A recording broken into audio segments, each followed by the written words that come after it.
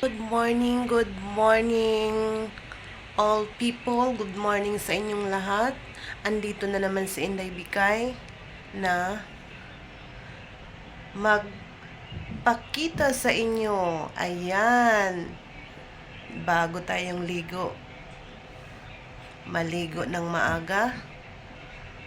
Parang fresh.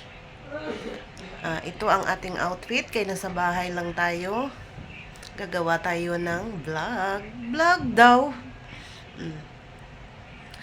Hindi pa ako nakapag-aral ng paano mag-upload. Upload, alam ko na. Pero yung pag-edit, kailangan ko pang mag-aral sa pag-i-edit. Sana suportahan nyo ako.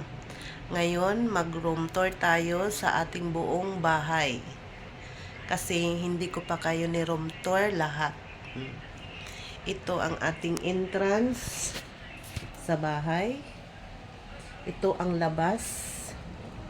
Ayan.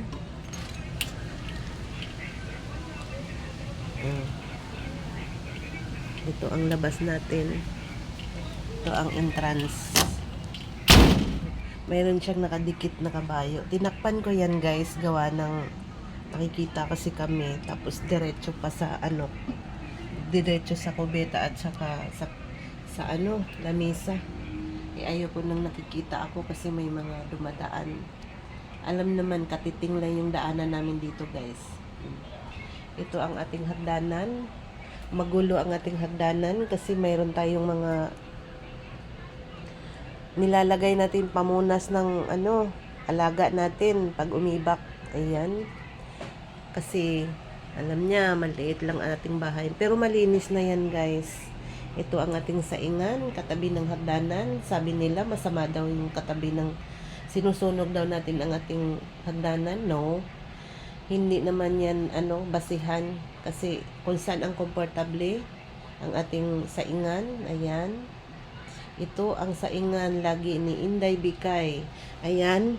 Yung pinagprituhan natin, hindi pa nahugasan kagabi. May exhaust pan tayo pang singaw sa ating pagluluto.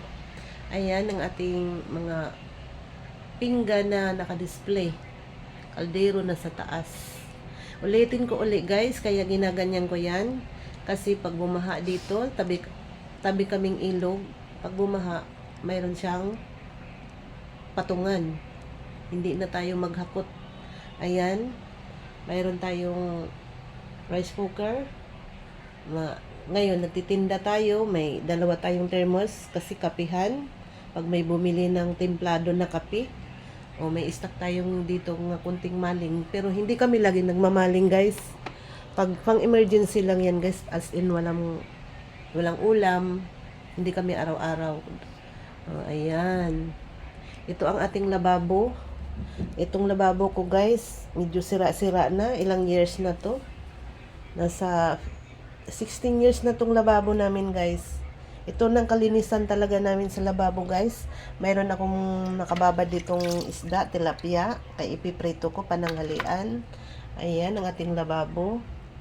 Lumang-luma na ang ating lababo guys.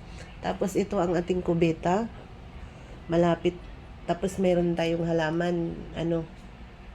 Lagi naman ang kasara yung kubeta namin guys.